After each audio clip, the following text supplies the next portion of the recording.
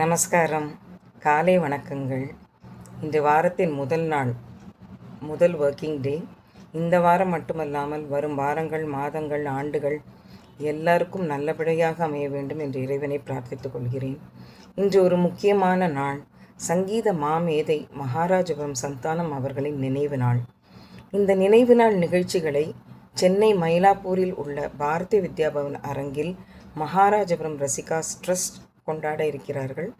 அனைவரும் வந்து அதில் கலந்து கொள்ளுமாறு கேட்டுக்கொள்கிறேன்.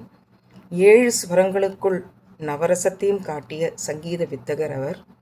என்னை போன்ற பாமரனுக்கு கூட கர்நாடக சங்கீதத்தின் ஜீவனை எடுத்து சென்றவர். இது மட்டும் இல்லாமல் மோகனம் அகாடமி ஆஃப் மியூசிக் அப்படிங்கிற ஒரு நிறுவனத்தை, சங்கீத பள்ளியை அவர்கள் நடத்தி வருகிறார்கள்.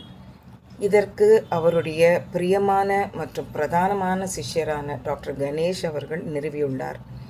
அதனை திறம்பட நடத்துபவர்கள் அவருடைய துணைவியார் டாக்டர் தீபா கணேஷ் மற்றும் கானக்குயில் ராஜீவி கணேஷ் அவர்களுடைய புதல்வி. இதில் நிறைய குழந்தைகள் சங்கீதம் கற்றுக்கொள்கிறார்கள். ஒவ்வொருவருக்கும் தனிப்பட்ட முறையில் முக்கியத்துவம் கொடுத்து இதனை நடத்துகிறார்கள்.